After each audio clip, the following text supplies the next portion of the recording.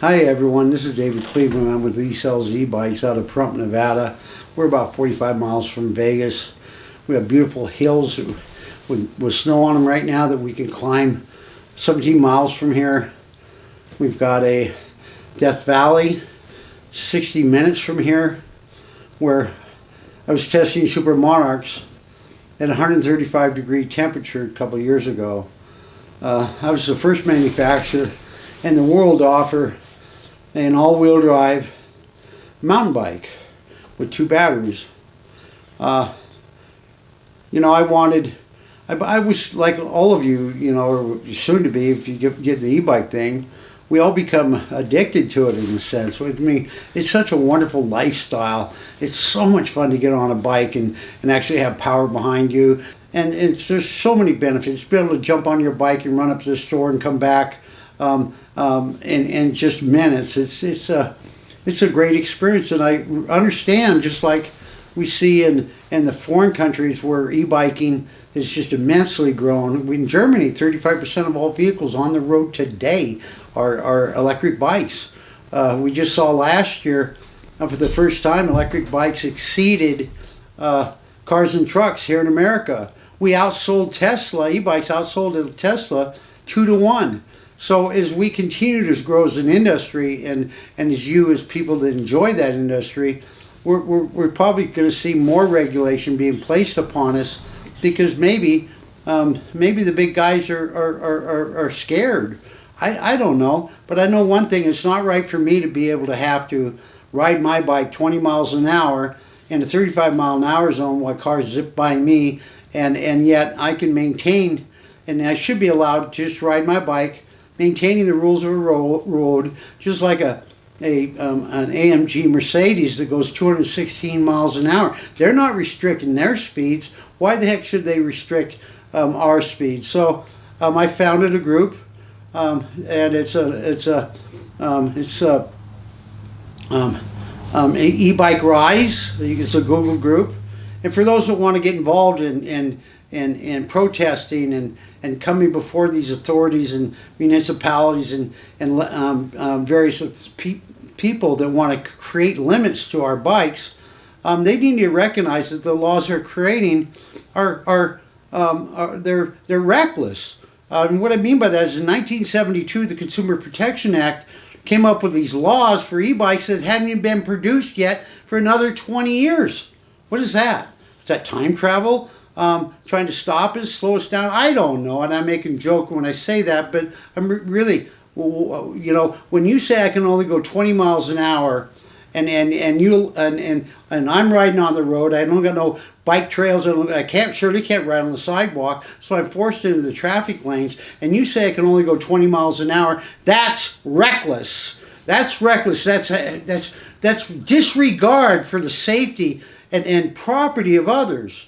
And then, reckless driving is just wanting disregard for the property and safety of others. When you're putting me in a bike in a car lane doing 20 miles an hour, and yet they're doing 35, that's reckless. You making me require me to ride 20 miles an hour. The federal law needs to be changed, and we're gonna change it. But it's gonna take every one of us to stand up and stand tall and express our rights, because there's no equality right now with motor vehicles and electric bikes, and they need to be. Granted, we don't want e-bikes running out there 60 miles an hour that aren't capable of safely doing it.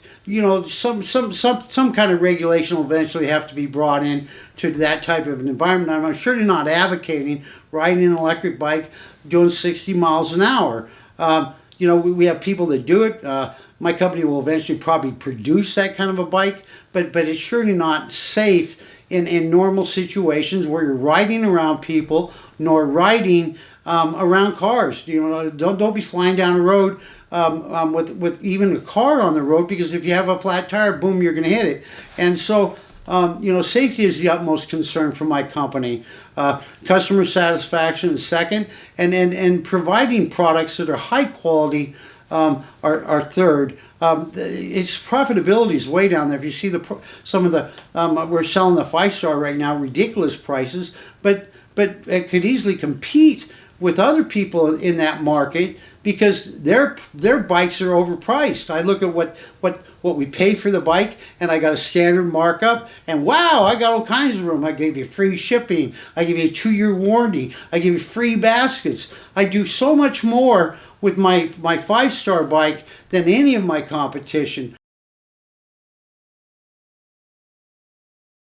We develop products. You know what we've been working with over the last 5 years is high powered, twice the power of a normal bike, and then trying to funnel it through some electronics and from battery or batteries into a motor. It's a lot more complicated than what people think. We had a report that came out in December. The first time, I got to buy that report. Cost $3,600. It's called all-wheel drive e-bikes in the worldwide marketplace. And I was so happy to get it, to see it recognized as being as a pioneer in the industry. But what I came to realize is for 5 years I've been specializing in a segment of 100% market. And so here we're stepping out. We're stepping out to show who we are. We're a developed company. We've got a technician on hand. You can send your bike to us. We'll fix it at my expense. And these are the things that we instill in our policies here at ECELLS. And I'm going to do whatever it takes to make you happy, whatever it takes.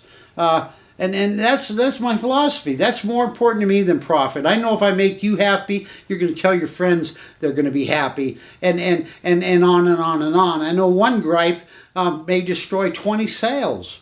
So I'm going to satisfy that gripe, and that's just my policy. You know, the fact is that I'm using a frame that was developed 5 years ago. And if you look at the progression of the YouTube videos that Micah Toll, the reviewer for electric, you can see the development of the frame. This is something that we copied another company. If anything, they copied us. I didn't even know about my competition on the 5-star until 2 days before Thanksgiving of last year. Here it is, April of the next year. And I wouldn't even known about it except for a customer calls me and says, oh, well, I'll just go to Wired and buy their bike because it's half the price, and then whatever I need, I'll just add to it. And Wired, well, who's Wired? So, relatively new company, and they've been doing an outstanding job in their marketing. I got to give them kudos for that. But we looked at their product, and I immediately saw that they're essentially copying my frame. But it's you have to really know frames and design and all that to be able to really see a lot of difference in it. But there is a lot of difference. My frame is heavier, and there's a reason for it. If I pull off the battery of my bike out of it, you'll see an aluminum plate there that the battery rests into. My competition, you pull the battery out and you see a floppy cover, and there's no additional support for the frame. We don't see all that goes on when we're riding our bikes with these frames, but a lot of tests have to be done to make sure that they're sound. I offer you a lifetime warranty on my frame, and there's a reason for it, because we developed a frame that can handle everyday use of the bike in the off-road circumstances or whatever. If you look at the head frame of the bike, I've got additional gussets there that provide additional support in the event of impact and or just riding the bike and that fork wanting to jerk back and forth. I see a lot of bikes today in the marketplace that I know that the frames aren't going to last 5 years. Am I supposed to say, hey, people don't buy that because it's going to fall apart? In some circumstances I have, but very, very seldom. I usually don't identify a competitor. I identify what a competitor necessarily may be doing. For 5 years, I've never had any company come after me. And so I got some crazy lady saying, I'm a liar and my company's wasn't formed 40 years ago. It was formed in 1977. Go to the Nevada State Secretary of State's office and look at me. We were founded in November 1977. All the crazy stuff that some of these people have said are lies.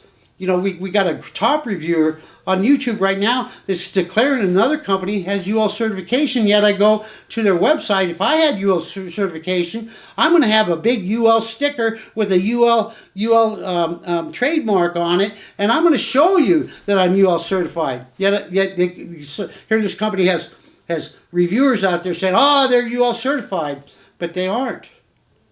And I put up a bet or a reward.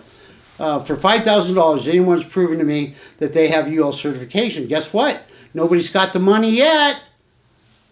So do you want to deal with companies that falsely advertise, that have their reviewers tell you lies, have your reviewers cut me up, and doesn't even know who I am, never talked to me, yet that talks to the other person, the other owner at 11 o'clock at night? What's up with that? You're getting to see a little bit of David here. I'm David Cleveland. I'm the CEO of ECELLS eBikes, and we'll carry on this conversation a little more. But right now, I want you to go to ECELLS.com and look at my products. And better yet, go to ECELLS 5-Star Owners Group on Facebook. Sign up. Come on down. Take a look at us. You get to see how I develop products, what the finalization of those products are, and then just my way of thinking. I love racing, I love e-bikes, and man, when we mix the two, watch out. Be sure to always wear your helmet. ECELLS.com.